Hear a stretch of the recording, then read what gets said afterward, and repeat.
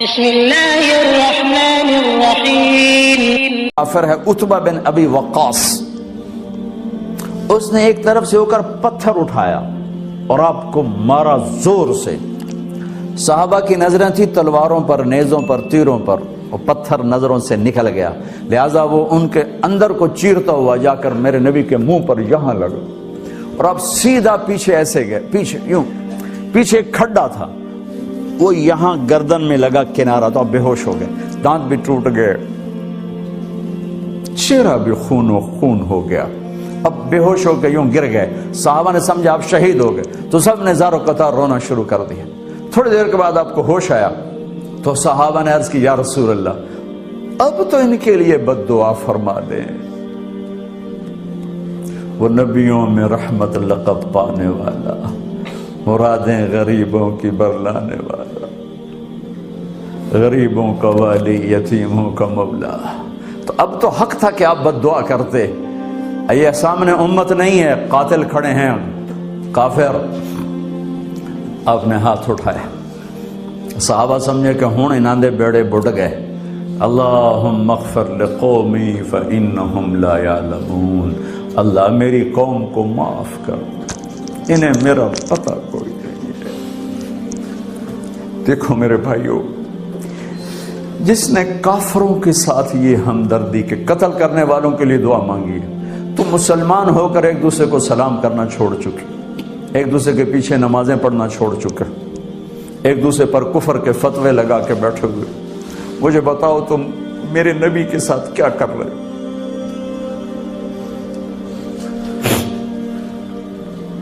وہ تمہیں فرقوں میں بانٹ کر گئے تھے یا امت بنا کر گئے تھے؟ کیوں اس نادان کھیل میں اپنی زندگی برباد کرتے ہو؟ کیوں نہیں مسلمان بن کے رہتے ہو؟ اس امت میں اختلاف شروع سے ہے، ہمیشہ رہے گا، یہاں تک نہ جاؤ کہ ایک دوسرے پر کفر کے فتوے۔ جنت میں کون جائے گا؟ سنیوں نے کہا وہابی کافر، وہابیوں نے کہا سنی کافر، بریلیوں نے کہا دیوبندی کافر، دیوبندیوں نے کہا بریلوی کافر، شیعہ نے کہا سنی کافر، سنی نے کہا شیعہ کافر۔ جنت میں کون جائے گا؟ کچھ تو بھائیو میرے نبی کی محنت کی قدر کرو۔ میرے نبی تو غیروں کو اپنا بنانے آئے تھے، ہم نے اپنوں کو غیر بنا دی۔ جو نفرت کی آگ وہاں بھڑک رہی ہے، یہاں مت بھڑکاؤ۔ جاؤ میرے دیس میں دیکھو کتنے سر کٹ چکے، کتنے سہاگ اجڑ گئے، کتنی مائیں بے آسرا ہو گئیں، کتنی جوان بیٹیوں کی مانگ ویران ہو گئی۔ کیا اسی کا نام اسلام ہے؟ اسی کا نام عشق رسول ہے؟ اسے وہ دین کہتے ہیں؟ ایک دوسرے کی مسجدوں میں نہیں جاتے ہو، ایک دوسرے کے پیچھے نمازیں نہیں پڑھتے ہو، جنت کے ٹھیکیدار بن گئے ہو۔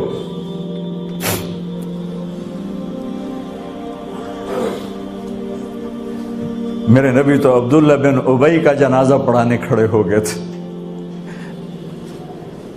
جس کا کفر ابو جہل سے بھی بڑا ہے۔ ابو جہل اوپر کی دوزخ میں، عبداللہ بن ابی سب سے نیچے کی دوزخ میں ہے۔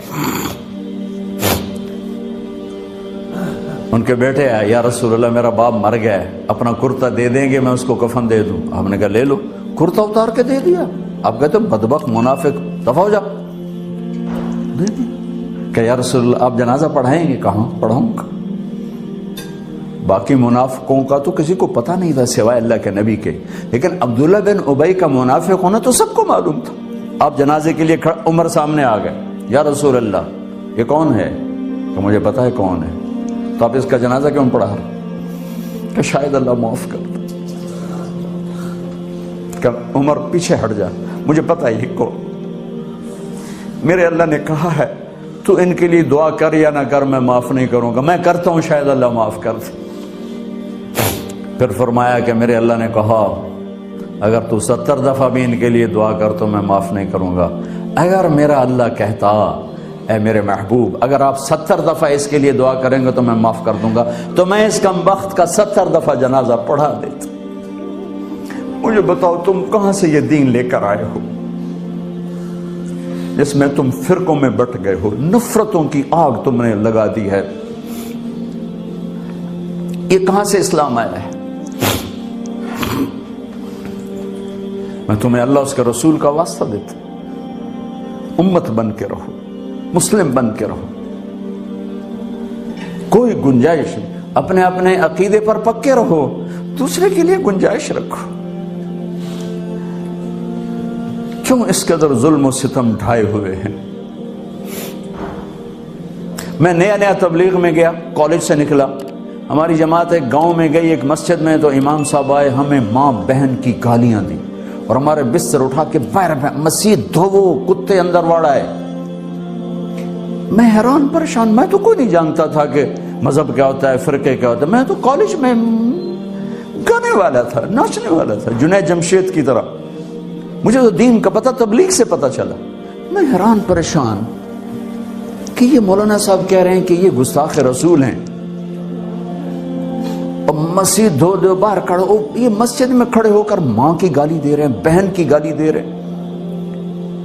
تو پھر معیار دین کیا ہے؟ اتنی نفرت, اس قدر دوریاں. اگر ہم کافر تھے تو ہمیں گلے سے لگاتے, ہمارے نبی کی طرح ہمیں کھانے کھلاتے, ہمیں پانی پلاتے, پھر ہمیں بات سمجھاتے. لیکن ماں بہن کی گالیاں, مسجد میں کھڑے ہو کر, امام مسجد. ہم پنجاب کے زمیندار ہیں, گالی دینا ہماری سرشت میں ہے, لیکن مسجد میں کانپ جاتے تھے کہ کسی کو الو کا پٹھا بھی کہہ دیں. ہمارے بزرگ بڑے بھی بہت گالیاں نکالتے تھے, لیکن مسجد میں کسی کو جرت نہیں ہوتی تھی کہ وہ میرے والد مرحوم خود بہت غصے والے بڑے سردار آدمی تھے, تو تھوڑی بات پہ مار پٹائی گالیاں. لیکن میں نے نہیں اپنے باپ کو مسجد میں سنا غصے میں بھی کسی کو گالی دیتے ہوئے. ماں بہن کی گالیاں نکالو. اور ساتھ یہ کہہ رہے ہیں کہ یہ گستاخ رسول ہیں, ہم یہ کافر ہیں, ان کو نکال دو, کتے آ گئے, مسجد دھوو. میرے نبی کے دور میں تو کافر آ کے مسجد میں رہتے تھے. میرے بھائیو, جو میں عرض کر رہا ہوں, میں اپنا دکھڑا بیان کر رہا ہوں, اس کی سنگینی کو سمجھو. یہ پاؤنڈ ڈالر نہیں بچائیں گے جب ہم آپس میں ٹوٹ جائیں گے. اللہ نے مجھے دنیا میں پھرنے کا موقع دیا, بار بار دیا, اسی تبلیغ کے سلسلے میں. سب سے زیادہ میں اسپین میں جا کے دکھی ہوا, اور میرا دکھ یہ نہیں تھا کہ ہماری یہاں 800 سال حکومت تھی اور ختم ہو گئی. میرا دکھ یہ تھا, میں اس پہ رویا مسجد قرطبہ میں, کہ جس وجہ سے اسپین تباہ ہوا وہ ساری وجہ میرے دیس پاکستان میں موجود ہے اس وقت. اور ہوش نہیں ہے کسی کو. مذہب پر لڑائی, سیاست پر لڑائی, دین پر نفرت, سیاست پر نفرت, قوم پہ نفرت, صوبے پہ نفرت, پیشے پہ نفرت, نفرت نفرت نفرت. میرے نبی نے پوچھا اسلام کا سب سے مضبوط عمل کیا ہے؟ صحابہ نے کہا نماز, آپ نے کہا نہیں. صحابہ نے کہا جہاد, آپ نے کہا نہیں. صحابہ نے کہا روزہ, آپ نے کہا نہیں. صحابہ نے کہا حج, آپ نے کہا نہیں. کہ یا رسول اللہ پھر آپ بتائیں. فرمایا دین کا سب سے مضبوط عمل محبت ہے, محبت ہے, محبت ہے. بھائیو, اس تبلیغ کے کام کو تبلیغی جماعت نہ سمجھو, کسی فرقے کے نمائندہ نہ سمجھو. ہم کسی فرقے کا نمائندہ نہیں ہیں, اسلام کی نمائندگی ہے. میں نے صرف آج آپ کو کلمہ بیان کیا ہے.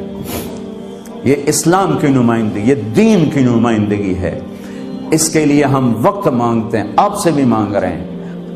اور آپس میں پیار محبت سے رہو, امت بن کر. اختلاف کرو لیکن محبت نہ چھوڑو. میاں بیوی میں بھی اختلاف ہو جاتا ہے, اس حد تک نہ جاؤ کہ مار پٹائی گالی گلوچ ہو. ماں باپ سے بھی اختلاف ہو جاتا ہے, اس حد تک نہ جاؤ کہ ماں باپ کی بد دعائیں لینے لگ جاؤ. اسلام کا سب سے مضبوط عمل محبت, سب سے مضبوط عمل. محبت اٹھ گئی، ہم امت نہیں ہیں، اب ہم فرقے ہیں۔ محبت ہے تو ہم امت ہیں، محبت نہیں تو ہم فرقے ہیں، اور فرقے میرے رب کی نظر میں کوڑے کرکٹ کے ڈھیر کے سوا کچھ نہیں، کوڑا کرکٹ اور کچھ بھی نہیں ہے۔ اگر میرا تعارف کسی فرقے سے، ہاں میرا ایک مسلک ہے، میرا ایک عقیدہ ہے، میں اس پر پابند ہوں، لیکن میں اوروں کو اس کی دعوت نہیں دیتا، میں ان اسلام کی دعوت دوں گا آپ کو انشاءاللہ۔ آپ بھی اپنے عقیدے پر پابند رہو، اپنے مسلک پر پابند رہو، لیکن تھوڑا جہا راہ دویانے میں دے چھڑو، جنت وڈی ساری ہے، ویلی جنت اللہ چار پاؤں۔ اب بریلوی کہتے ہیں دیوبندی کافر ہیں، دیوبندی کہتے ہیں بریلوی کافر ہیں، شیعہ کہتے ہیں سنی کافر ہیں، سنی کہتے ہیں شیعہ کافر ہیں، غیر مقلد کہتے ہیں مقلد کافر ہیں، مقلد کہتے ہیں غیر مقلد کافر ہیں۔ ہن دسو جنت جاونا کہیں ویلی جنت چلا کی کرنا میں، چلو اچار پاؤ۔ اتنی بڑی میرے رب کی جنت کیوں اسی تنگ کر چھڑی؟ سر اساں ہی جاونا، اور کسے جانا ہی کوئی نہیں۔ تمہیں اپنے نبی کی حدیث سناؤں، ایک دن ایسا آئے گا میرا اللہ فرمائے گا مالک دوزخ کا، جہنم کا جی ایم، جنرل مینیجر، مالک جس نے زندگی میں کبھی ایک دفعہ بھی میرا نام لیا تھا اس کو بھی جہنم سے نکال کے جنت میں ڈال دوں۔ تو ہم مسلمان ہو کے ایک دوسرے کو کافر کافر کافر کافر کافر، گستاخ گستاخ گستاخ، کسی کو گستاخ کہنا اتنا آسان؟ اور پھر یہ نفرت یہاں تک پہنچی ہے کہ حرم شریف میں نماز نہیں پڑھتے امام کے پیچھے، کہ یہ ناندے پیچھے نماز ہوندی نہیں، یہ وابی ہیں۔ یہ دین مدینے سے آیا تھا یا ملتان سے آیا تھا؟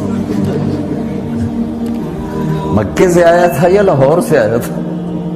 کیا ظلم و ستم ہے، وہ کس قدر جاہل۔ میں نے خود اپنے کانوں سے ایک کلپ سنا کہ مسجد نبوی کے امام کے پیچھے نماز نہیں ہوتی، یہ گستاخ رسول ہے، میں نے اپنے کانوں سے سنا ہے، مفتی کا ٹائٹل لگا ہوا ہے۔ کیا میرا رب اتنا کمزور ہو گیا ہے؟ میں تو اپنی مسجد میں اپنے کسی مخالف کو کھڑا نہیں ہونے دیتا ہوں، تسی تے کھلومن دو گے کسی؟ تو میرا رب اتنا کمزور ہو گیا کہ اپنے حبیب کے مصلی پر اسی کے گستاخ کو کھڑا کر دیا۔ اپنے گھر میں حرم بیت اللہ جہاں ایک نماز 1,00,000 کے برابر، وہاں ایسے آدمی کو کھڑا کر دیا جو اللہ کے رسول کا گستاخ ہے۔ نہیں بھائیو، یہ ان بھائیوں کو کسی نے گمراہ کر دیا ہے، کسی نے بھٹکا دیا ہے۔ اس لیے میں ہاتھ جوڑا کرتا ہوں نوجوانوں سے آپ سے کہ خود قرآن پڑھو، خود قرآن پڑھو، خود قرآن پڑھو، چونکہ ترجمے موجود ہیں، ہر زبان میں قرآن کا ترجمہ پڑھو تا صحیح، میرا رب کی آکھی جانتا، کھول کے نہیں دیکھتے ہو۔ اپنے نبی کی زندگی پڑھو، اپنے نبی کی سیرت پڑھو، اپنے نبی کی حدیث پڑھو، تمہیں خود پتا چلے گا کہ وہ ہستی کیا فرما رہے ہیں۔ پھر تم بیٹھنے والے کو پکڑ سکتے ہو، جناب ہے کی بولی جان دے ہو، اب آپ کو پتہ ہی کوئی نہیں وہ کیا کہہ رہا ہے، کہاں سے کہہ رہا ہے۔ بھائیو، امت بن کے چلو، محبت سے چلو۔